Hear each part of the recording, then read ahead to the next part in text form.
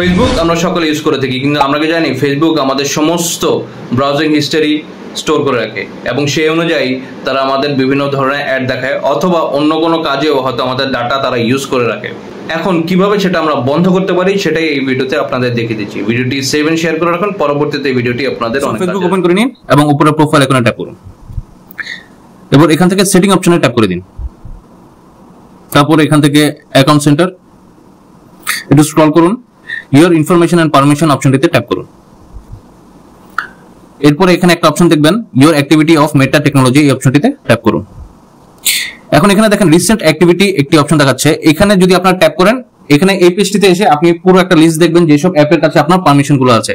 এখন এখান থেকে আর কিছু করার নেই, আপনি এখান থেকে ব্যাক করেন। আমার এখানে নাই কারণ আমি অলরেডি ডিসকানেক্ট করে দিয়েছি, সো আমি এখান থেকে ব্যাক করলাম।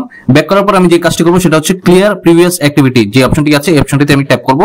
এরপর এখানে এসে দেখেন ক্লিয়ার একটা অপশন দেখাচ্ছে, যেটা আমার এখানে ভিজিবল না, মানে ওইভাবে হাইলাইটেড না, কারণ আমি অলরেডি ক্লিয়ার করে দিয়েছি। আপনাদের এখানে হাইলাইটেড থাকবে, সো ক্লিয়ার অপশনে ট্যাপ করবেন। তারপর এখান থেকে ব্যাক করে এসে আরেকটি কাজ করবেন, সেটা হচ্ছে ম্যানেজ ফিউচার অ্যাক্টিভিটি, এই অপশনটিতে ডিসকানেক্ট ফিউচার অ্যাক্টিভিটি, এই অপশনটি সিলেক্ট করে নেবেন। এরপর নিচে কন্টিনিউ করে দিবেন। এরপর ডিসকানেক্ট ফিউচার অ্যাক্টিভিটি, এই অপশনটি সিলেক্ট করে নেবেন।